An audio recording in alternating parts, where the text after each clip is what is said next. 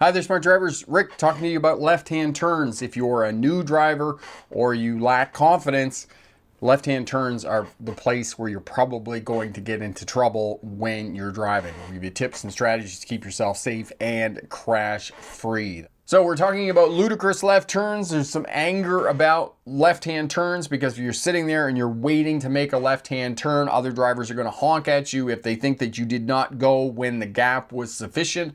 But it is most important as a new driver to focus on what you're doing. Let the person that's honking at you go and have his or her crash somewhere else, okay? They have three choices when they're honking at you. They can wait for you, they can go home, or they can simply crash into you. That's the third choice, crashing into you. But they're not going to crash into you, likely. They're just going to, say something bad about your mother, honk at you, and then carry on with their life. So focus on what you're doing, keeping yourself safe when you're making left-hand turns. Great resources to check out. Left Turns Gone Wrong. Definitely have a look at that video. And as well, check out the podcast over at the Smart Drive Test website. Those will more resources to help you out. Left-hand turns are dangerous because you're crossing the lane of oncoming traffic. So definitely have a look at that. There's no protection in the vehicle, as I talked about, in terms of T-bone crashes. There are 4 different types of crashes. Actually, there's 5 different types of crashes. There's head-on crashes, T-bone crashes, rear-end crashes, sideswipe crashes, and then there's single vehicle collisions where the vehicle occupant falls asleep, is drunk, inebriated, high, whatnot, and they're driving along the road and they drive off the road into a fixed object, a utility pole or a tree or whatnot, or roll the car over and those types of things. So the 5 different types of crashes, and with left-hand turns, we're talking about T-bone crashes for the most part, is what we're talking about. The 2 types of crashes that tend to be fatal are head-on collisions, but we've done a lot of vehicle safety technology that is now reducing the number of traffic fatalities due to head-on collisions, as we talked about before. Crumple zones in the front end of the car, airbags, seat belts, those have all reduced and mitigated head-on collisions. So it's left with T-bone crashes that tend to be the most fatal. And this is why we're talking about left-hand turns and judging gap and being able to do that safely as a new driver and learning those skills to keep yourself safe, especially after you get your driver's license and you're required to do this on your own. And I can remember misjudging the gap when I was a brand new driver. Tires squealing, people honking at me, and I was lucky that I had misjudged the gap, and I had done that in the car, and I did that in the truck as well when I started driving semi-trucks as well, coming back onto the highway, coming out of a truck stop in Northern Ontario. Okay, start learning to turn in a quiet area, in a residential area. Do left-hand turns and get used to the feel of the car, the controls, the steering wheel, the brake, and the accelerator, and how it's going to handle when you're going around the corners, how much you have to turn the car. When you start turning the car to make your left-hand turn, we're in a residential area, and you have 2-lane roadways. When you, the driver, are in line with the cross street, so the curb of the cross street, as soon as you get in line with that, that's when you start turning the vehicle. Now, when it's the same principle when you get onto a multi-lane road. So the lane before the lane that you're going to turn into, so the first lane preceding the lane that you're going to turn into, as soon as you are in line with the beginning of that lane, that's when you start to turn the vehicle. You want to box the corner. I have had too many times, especially in the wintertime for whatever reason, that I'm walking in my suburb here and people cut the corner off on a left-hand turn in the suburb, and I have to jump. I've jumped into the snowbank to avoid getting hit by cars cutting off the corner on a left-hand turn. So it is important for the safety of vulnerable road users and other people using the roadway that you box the corner, and that's how you box the corner. Do not start turning until you, the driver, are in line with the start of the lane before the one that you're going to be turning into. Get comfortable with the steering wheel. Find your landmarks on multi-lane roads. Oftentimes, the lane that you're turning into on the left turn, there's going to be a traffic island with a hazard obstruction sign there, or there's going to be a traffic light with a utility pole, and you're going to have to move and navigate around that to get into your lane. Multi-lane roads, left lane to left lane, right lane to right lane to keep yourself safe when you're turning in the intersection. Shoulder checking, shoulder checking, shoulder checking. Mirror signal, shoulder check. Check your mirrors as you're coming up to prepare for your turn. Check the center mirror so you don't get rear-ended.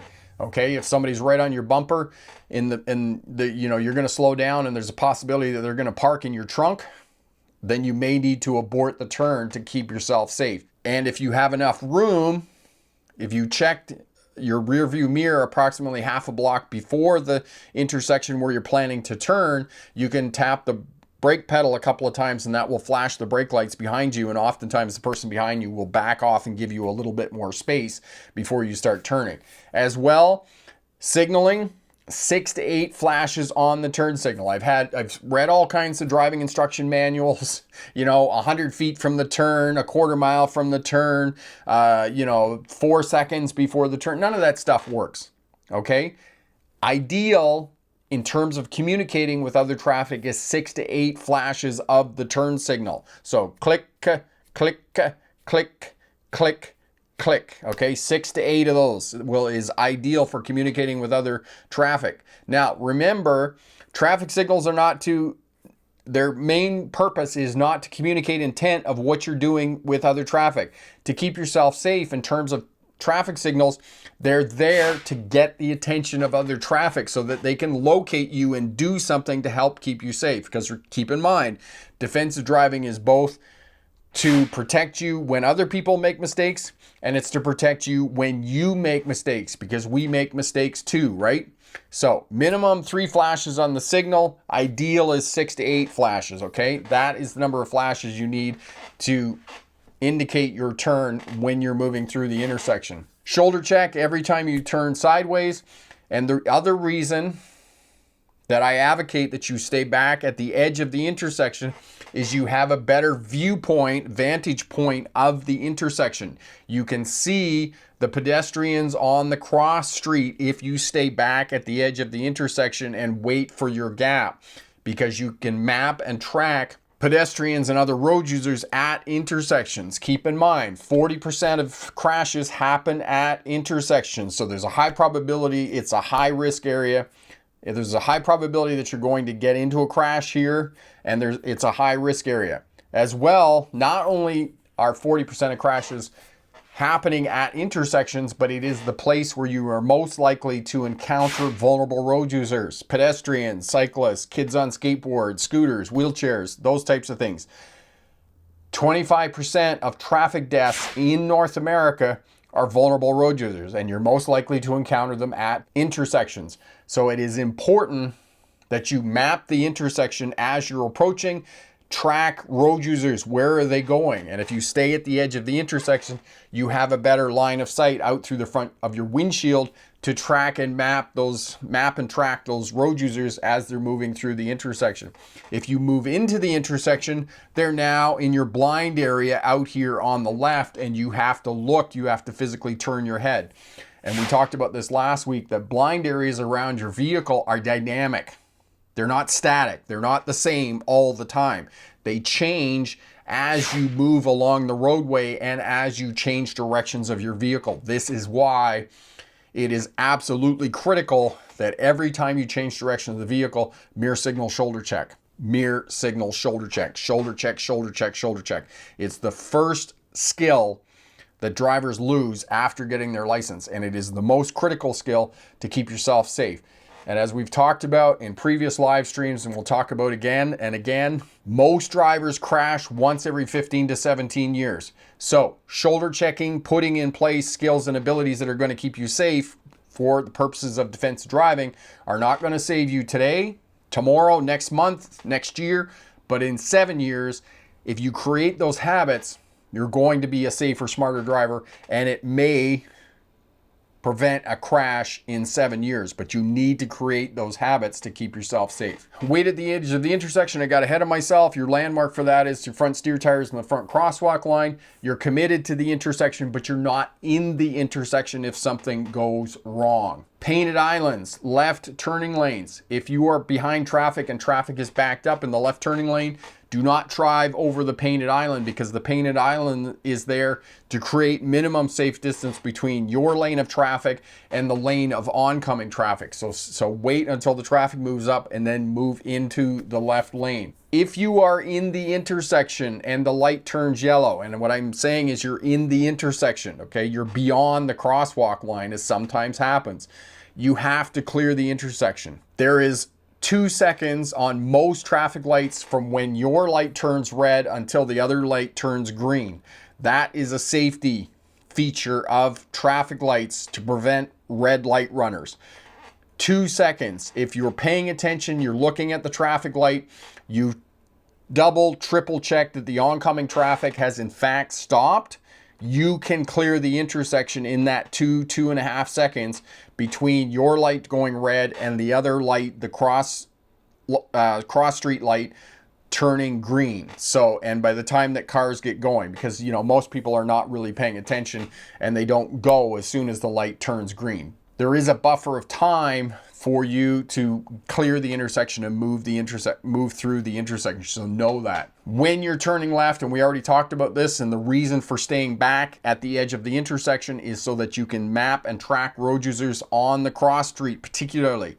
As well, when you're making the left-hand turn at a complex intersection and there is a right turning lane, a slip lane on the other side, you need to keep track of the right turning traffic as well and making sure that they're coming to a stop, oftentimes at a yield sign there, which means that they have to give way to you who's turning left, and then the right turning traffic. Now on multi-lane roads, if there's left turning traffic and you're coming around on the right slip lane, you don't want to turn in beside another vehicle. That's not safe, and you risk being involved in a sideswipe crash. So try to turn in beside, into the spaces behind or in front of the vehicles in the other lane, because all too often, if you go down to an intersection at a multi-lane intersection and you watch vehicles turning left or right, they will always, almost 50% of the cars will drift over into the other lane without signaling or communicating intent. Know that. And to keep yourself safe when you're turning left and right, left on a multi-lane road, left lane to left lane and right lane to right lane. And as well for left-hand turns, for those taking a driver's test, you have to move back over to the right-hand lane. The driving examiner will not tell you to move back to the right-hand lane, okay? You simply turn left, get the vehicle straightened out, mirror signal shoulder check, and then move back into the right-hand lane. And on multi-lane roads with right turning lanes, you're going to have to keep track of the right turning cars as well so that you don't change lanes in front of that car or cut that car off. Because if another vehicle on a driver's test has to take evasive action to avoid hitting you, that's an automatic fail on a driver's test. So know that there's a lot going on a left-hand turn.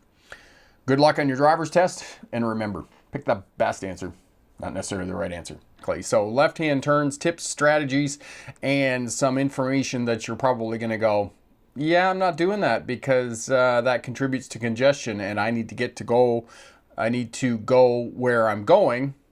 Can't speak English, first day with new mouth. I need to get where I'm going as quickly as humanly possible, because that's what social driving is all about, getting to where you need to go as quickly as humanly possible. And people believe that if they drive into the middle of the intersection on a left-hand turn, they're going to get to go where they're going faster, which is not true, because you're sitting in the middle of the intersection. Now you got to get started from a dead stop, as opposed to staying back at the edge of the intersection, waiting. When you see the gap on the other side of the intersection, which is behind the car, and the car hits the stop line on the other side of the intersection, then you drive straight into the intersection. The car goes past. It's called meeting the gap. And you meet that gap, and then you turn left, and you're going to reduce the amount of time that you're in the crosshairs of the oncoming traffic. So this is what we're advocating. This is how I teach smarter defensive driving smarter left-hand turns to keep yourself safe, both to pass your driver's test and to reduce your chances of being involved in a crash after you get your license. Talking about left-hand turns, keeping yourself safe, staying out of the intersection when you're waiting to make the left-hand turns. We'll also talk a little bit about the jig jog. The jig jog is when you're trying to make a left-hand turn at the intersection. You're in the left turning lane to turn left, but the left turning lane on the other side of the intersection has a large vehicle in it, and the large vehicle is blocking your view of oncoming traffic. So what you need to do is you need to drive forward, move to the left, not over the center line, but close to the center line, move left, and then straighten the steer tires and your vehicle out completely back straight so that you can see oncoming traffic. It's jig jog, the S. It has a few other names. I call it the jig jog, where you're kind of jigging and jogging to the left there so you can see oncoming traffic and make your left-hand turn safely, both on a driver's test, in busy traffic, congestion, those types of things. Now, there is two schools of thinking on making left-hand turns. The one that I teach is staying at the edge of the intersection when you're waiting to make your left-hand turn.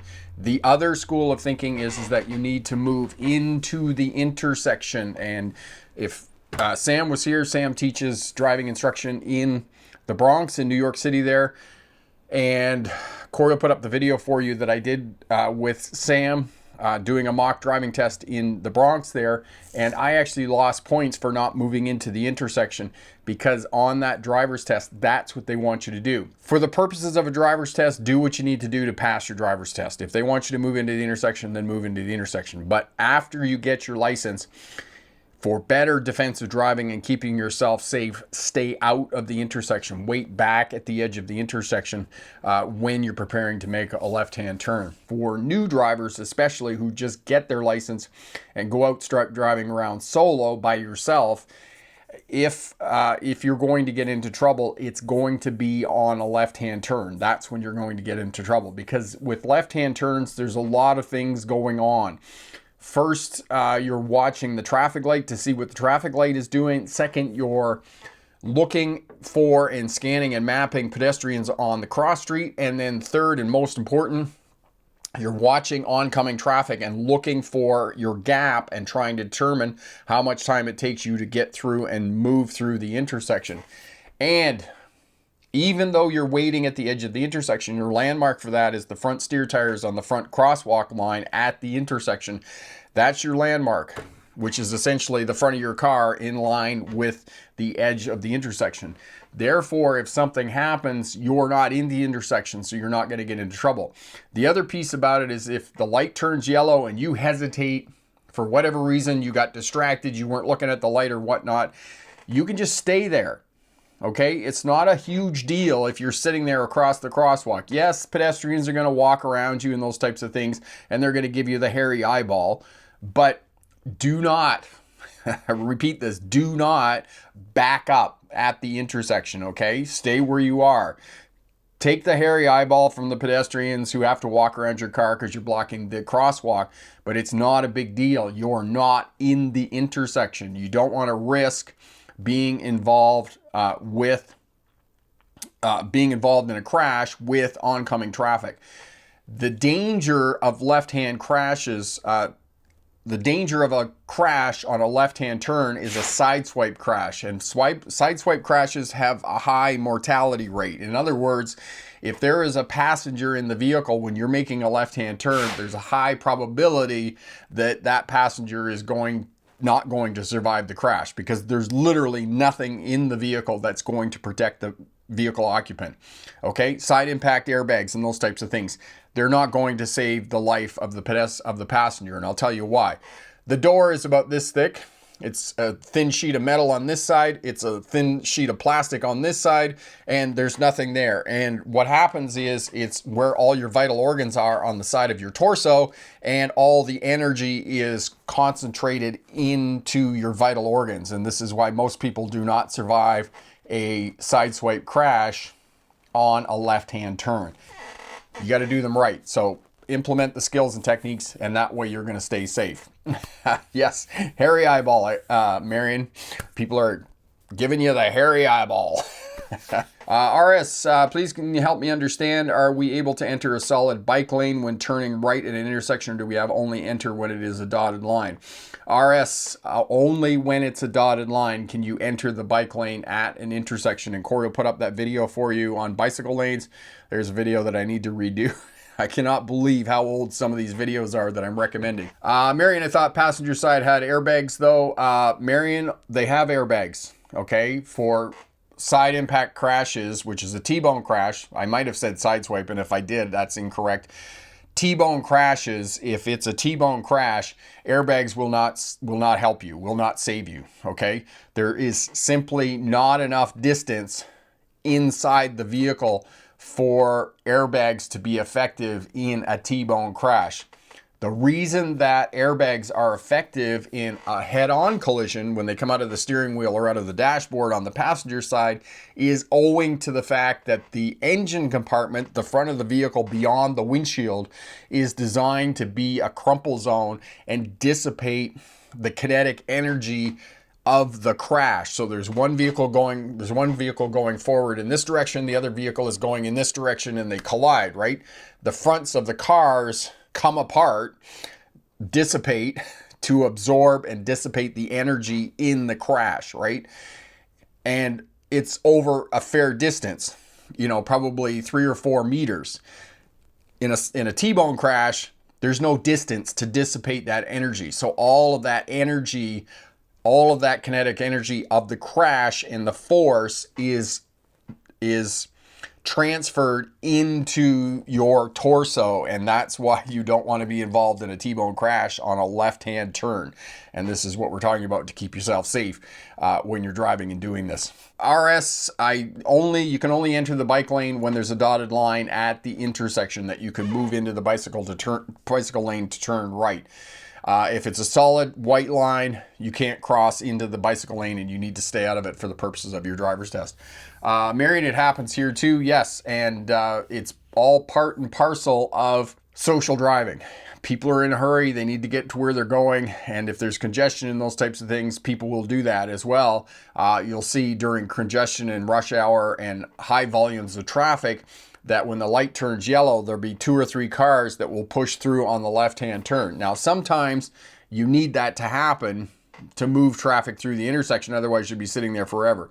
Now, me personally, I don't live in Vancouver, I don't live in Toronto or Chicago, these huge places, so rarely do I drive in these huge amounts of volume and congestion. The last time I drove in this huge amounts of volume and congestion was when I was in Barcelona and Madrid in Spain, and you need to push through. You need to, do that aggressive driving, or otherwise you're going to be sitting there at the traffic light forever and you're not going to get through and around.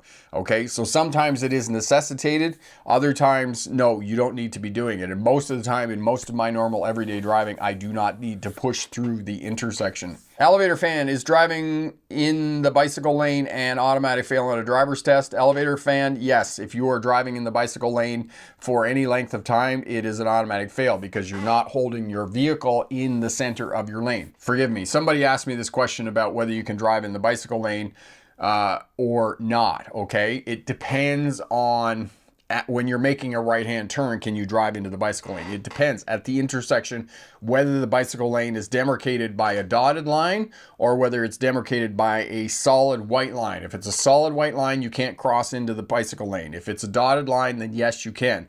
But you have to do all your checks, right? You have to shoulder check, you have to signal, look forward, signal, and shoulder check again. RS, thank you, Marion. RS asked me that question, okay? So at an intersection, you're making a right-hand turn. If it is a dotted line at the intersection, yes, you can make a right, you can move into the bicycle lane in preparation for your right turn. But if it's a solid white line, you cannot move into the bicycle lane. It depends on the road marking, so you need to pay attention to that. This is another reason why I advocate when you're taking your driver's test and preparing for your driver's test, drive in and around the test center where you're going to be taking your test so that you know these different road markings and you know the signs, you know where the school areas are and those types of things. And if you're not taking driving lessons with a professional instructor, hire a professional driving instructor for an hour, 90 minutes to go out before your driver's test, because he or she will take you on the test route where you're going to be taking your test. As well, he or she will take you to the problem areas. They'll show you things that you need to keep in mind when you're doing your driver's test, and they'll take you to the area where examiners, where the testers take you to do your slow speed maneuvers, your 3-point turn, your reverse stall parking, and your parallel parking, okay? Most of the time you're backing into a parking space is going to take place at the test center, but those other maneuvers, you're going to be doing out on the roadway, your parallel parking and your 3-point turn, backing around a corner, 2-point reverse turn, and those whatnot. Now, the only states that I know of that don't do parallel parking are California, Ohio, and Maryland. Maryland does a 2-point reverse turn, which is essentially backing around a corner and are pulling past a laneway or a roadway and then backing around the corner. Ohio has the Ohio maneuverability test, and then California has you back up 50 feet along a curb. Oregon will also do the backing up along the curb for 50 feet.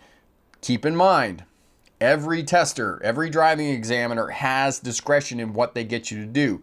And it's the same thing with the video that I put up here a few weeks ago about taking your driver's test in Washington State.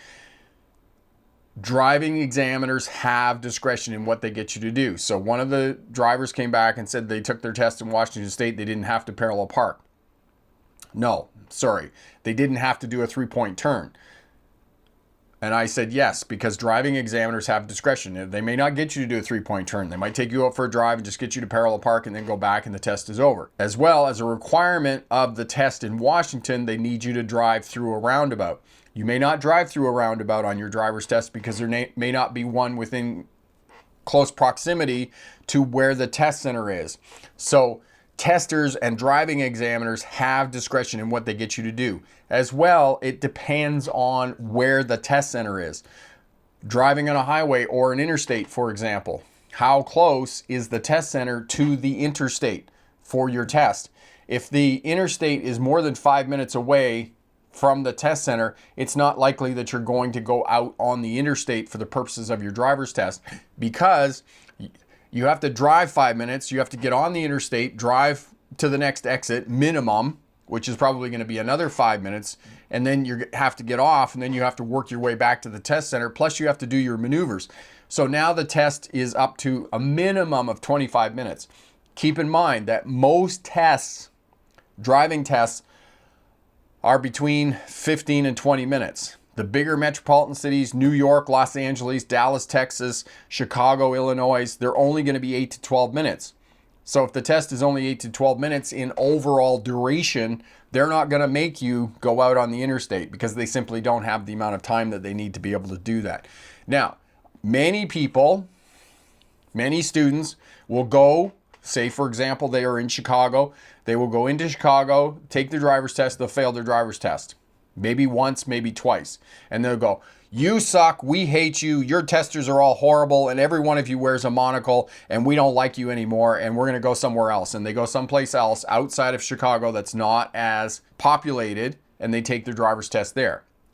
The driver's test outside of Chicago is actually gonna be longer than it will be in Chicago, because it's a smaller test center, they're not as busy, and therefore, instead of having an 8 to 10 minute driving test, they're probably going to take you out for 30 or 40 minutes. Okay, so know that it's not going to be easier to take your driver's test somewhere else, so you might as well go back to the same test center. Now, on that note of driving test centers and having to take your test again, you're not going to have the same tester 2 times in a row. They'll do their absolute best to put you with a different tester because they want to be as objective as possible. So know that when you take your driver's test. If you're not successful and you fail and you have to go back and take another driver's test, you're going to be with a different driving examiner. All right. Michelle, Rick, thank you. You're most welcome. I know my instructor was so determined to meet me near the driving center instead of picking me up.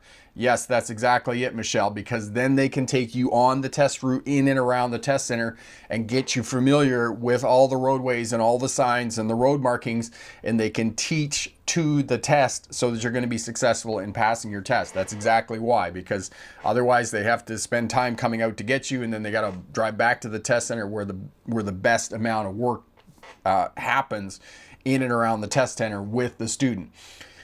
As well, if you're practicing for your driver's test and getting ready and doing left-hand turns and those and whatnot, practice at the time of day when you're going to be taking your test. So for example, if your test is on Thursday morning at 10 a.m., make sure that during the weekdays, you're practicing in and around the test center at 10 a.m. at least once or twice so that you know what the volume of traffic is going to be at the time that you're taking your test. Okay, know that.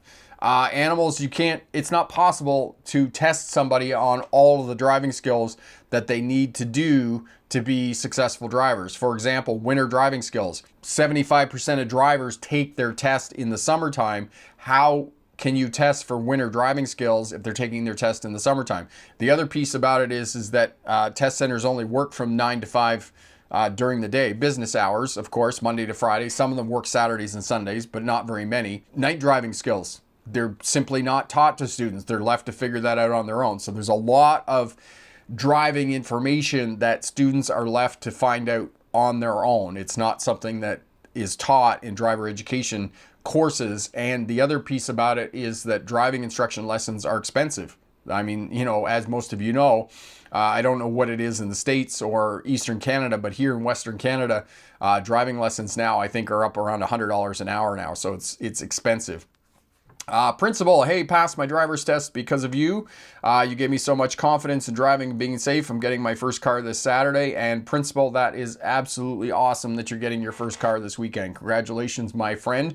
I enjoy that new car. Yes. Nothing like getting your license and getting your first car. That is so awesome, my friend. Marion, I had to back up 50 feet as well on my test. I was so nervous. Okay, excellent. So they're doing that in Vancouver as well, getting you to back up. I want to find somebody who came up with the word traffic circle. Why can't we just call them all roundabouts? Because it's just confusing. And years ago, 13 years ago, because my son was born when I was working at ICBC in the licensing center, they were writing the guy next to me in the cubicle next to me, cubicle farms. Oh my God, it was the worst experience I ever had working in a cubicle. It took me some time just to get used to working in a cubicle. Anyway, the guy next to me, who was a government bureaucrat writing the driver's handbook for the province of British Columbia, was talking about traffic circles and roundabouts. And I said to him, why are we making this confusing? They're all roundabouts. Just call them roundabouts. Oh my God, it's a circle in the roadway that you drive around. Why do we have to make it difficult? Why do we have to make it more complicated than it is?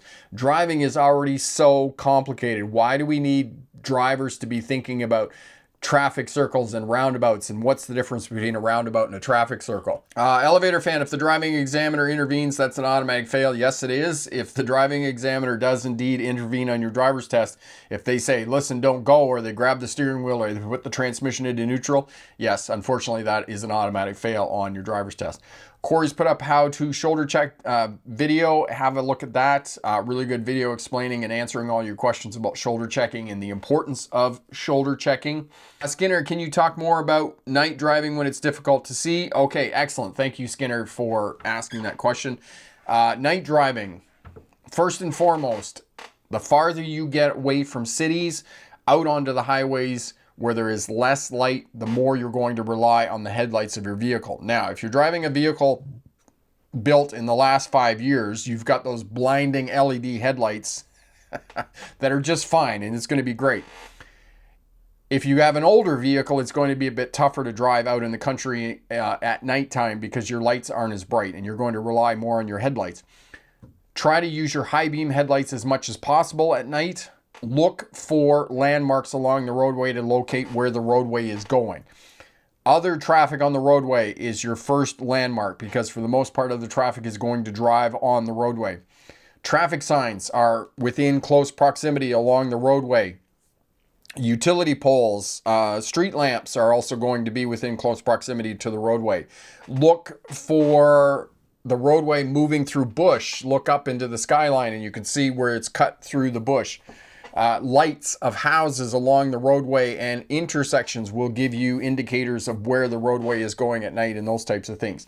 So that's the first thing that you need to do at night. Use cruise control as well at night and try to turn down your dash lights as much as possible, because our eyes are attracted to light and movement. And if you've got this bright dash all lit up, what's happening is that instead of having your night vision, your pupils dilate and get bigger to allow more light in, what's happening is your eyes are being attracted down to the dash lights that are lit up, like a casino nightlife, and it's causing fatigue at night, and it's pulling your eyesight, your eye line down, your eyes down into the dashboard as opposed to out through the front windshield. The other tip for driving at night, keep the glass clean on your vehicle, because light coming through the windshield is refracted off the dirt and it's bouncing around inside the cab. And of course, as I said, our eyes are attracted to light. Therefore, it's going to help you to see better, and it's not going to cause as much fatigue when you're driving at night. So that's the other thing. Keep the glass clean on your vehicle. Maybe keep a roll of paper towel in the vehicle with some Windex or glass cleaner. Not being sponsored by Windex, but we tend to say the brand when we talk about glass cleaner. All right, so those are some tips and strategies for driving at night. And, whenever possible, use your high beams as much as possible to be able to see clearly at night. Look for reflectors. Unfortunately, now all road markings have to be environmental. And back in the old days, before we went to all this environmental paint now that has to be replaced every year, there used to be glass in the paint that they would put down for road markings, and it was reflective. I don't find the road markings reflective now at all. And I find the plastic reflectors that they put on the top of the concrete barriers that separate lanes of traffic, especially here in Canada, they're pretty useless. They don't work very well at all in terms of reflecting light from headlights and helping you to drive and finding the roadway at night. Carrie, a while back you asked, what is more dangerous, a left-hand turn or a U-turn? I am curious what your thoughts on this question you posed a bit back. I would argue that U-turns are more dangerous because, you're exposing your belly to the beast kind of thing. And actually, I'm doing some defensive driving for a company right now that prohibits U-turns. They won't allow their drivers in the taxi company to do U-turns. They simply make them go in and do a turn around in a parking lot, or go around the block, or those types of things to come back around. They simply prohibit them because they've had too many crashes with U-turns. So I would argue that U-turns are more dangerous than left turns. I don't remember asking that question, but that's definitely my opinion on it for sure. Elevator, I was using cruise control on the highway today. Awesome. Elevator, as I said, cruise control is absolutely awesome for reducing distraction when you're driving on the highway, because now you don't have to monitor and manage your speed. And as well, with cruise control, you're less likely to get a speeding ticket, because speed limit 65 mile an hour. You put the cruise control in 65 mile an hour and you're not going to get a speeding ticket because you're doing the posted speed limit. Know that when you're using cruise control. If you're not using cruise control, and people have told me this, I can maintain a constant speed with my foot on the fuel pedal. You can't. Okay, you simply can't. You're up and down, and there is nothing more frustrating to me than following another vehicle on the roadway and they're, 40 miles an hour, 50 miles an hour, 55 miles an hour, 50, 52. It's incredibly frustrating. Just put the thing on cruise control and do a constant speed. As well, you're going to improve your fuel economy as well. So, and it reduces distraction. It's one less thing that you have to do, and you can focus on everything else you need to do when you're driving. The other different characteristic of traffic in Europe, not just in Spain, but they allow lane splitting rather. Lane filtering is something different. Lane splitting, which is allowing scooters and motorcycles to go up between the lanes of traffic when they're stopped at traffic lights. I'm a huge advocate of lane splitting for motorcycles and scooters because it makes them more visible to drivers of cars and whatnot. And the only state in the US that allows lane splitting is California. All other states, it's illegal. And I can understand with the size of some of the motorcycles, you get these big Harley Davidsons or Gold Wings or Interstates, they're just too big to do lane splitting. But if you have, a street bike, It's easy to do lane splitting, and it makes them more visible. And when they're in the consciousness of drivers thinking about scooters and motorcycles, and they're doing their shoulder checks and whatnot, and they're looking for motorcycles, it makes motorcycles safer. And I'm a huge advocate, and I think that we should allow it everywhere. Of course, motorcycle riders need to be educated as well, because if you're driving a fully dressed Harley Davidson, you can't lane split, right? So I do advocate lane splitting as a safety feature to keep motorcycle riders and scooters and those types of things safer. Carmen, I just have some news. I got my license in June last year, but I got into my first accident in October. Nobody got hurt, but I was very dumb. I got nervous and I scratched the side of my van with a parked truck. I still drive, but I'm low-key scared of driving in new places or with people in the car. Carmen, if you just had vehicle damage, it's not a big deal, my friend. You're going to be just fine, okay? Just learn from it, hone some skills, do a bit more, go back and revisit some of the slow speed maneuvers in the parking lot. That'll teach you spatial awareness, where your vehicle is in space and place. In other words, where it is in relation to other vehicles on the roadway and whatnot. And you're going to be just fine, my friend, okay? Any crash that you have that just results in scratching your vehicle, not a big deal at all, okay? You can do it. You can do it. Carmen, no, you're great. You're awesome. You're going to do just fine. Trust me, I have scratched a few vehicles in my time. And it only takes an instant to do this goofy stuff. Here's one for you. When I was driving buses in Australia, the depot where the buses were parked, the buses were like this far apart because there was minimal parking. And they were super close together. And in order to get the bus out of the parking space, you had to drive straight forward onto the fuel island and then come around. I don't know what happened. I was distracted. I went out, pulled out like 10 feet. And of course, you have to realize a bus is 42 feet long. I pulled out like 10 feet, turned the steering wheel, and the mirror of the bus beside me scratched the side of the bus for like 10 feet down the side of the bus. The manager came out, and of course the manager didn't like me at all. Went up one side of me and down the other. And, nobody got hurt. It was just vehicle damage. It was literally 10 seconds of my driving career where I simply forgot what I was doing and scratched the side of the vehicle, did body damage. Nobody got hurt. I would never do it again because you learn from your mistakes. But, it happens. We make mistakes. Vehicles get damaged. And if you can just have that happen, you're going to be just fine. Okay? Status, how would you really be sure the vehicle is turning right while you exit the parking lot plaza? Status. Okay, excellent question. So this is excellent defensive driving. If you're making a left-hand turn out of a parking lot, for example, and another vehicle is coming up and they're going to turn right here, wait until they commit to the turn, which means that the front steer tires are actually starting to turn right. The vehicle is actually starting to move around the corner. Do not trust a signal on a vehicle, okay? Wait until they commit to the turn before you pull out for your left-hand turn. Excellent, excellent question. Excellent defensive driving. All right, excellent. We'll leave it there for tonight. You want to have a look at the puppy dog? Just a minute, I'll go get him. He's sleeping. He had a minor issue today. There's the little dog. There's the little dog. Which year is it? Is it this year or this year? Can't even remember now. This year. We were at the dog park this morning, and at the end of the dog park, they have barbed wire fence that he runs under because he can get out into the other part, and there's an alpaca out there, and he barks at the alpaca. And anyway, he ran under the barbed wire fence this morning, and he cut his ear, and it bled. Of course, he's white, and there was blood absolutely everywhere. Absolutely everywhere. And Izzy Bear was with him, and she got blood all over her as well. So he's recovering from his wound. I think he's fine. I brought him home and gave him a bath. And put some peroxide on it. That's usually, I take him to the groomer every now and again because he's broken a couple of his nails.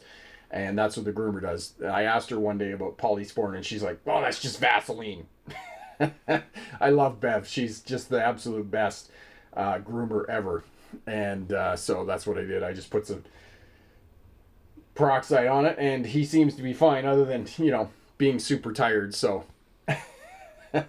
it looked a lot worse than it was. And I was actually happy that it was Monday that he did it at the dog park, because I only had to explain to 4 people what happened to him.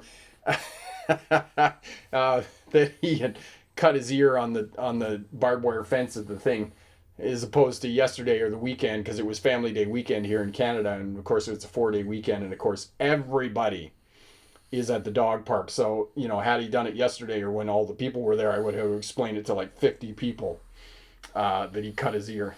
So, excellent. He's all good. He's all good. So, yeah, he just wants to go back to bed. All right, thank you everybody for great questions. Thank you for participating in the live stream. All the absolute very best. And have a great night. And remember, pick the best answer, not necessarily the right answer. All the best. Bye now.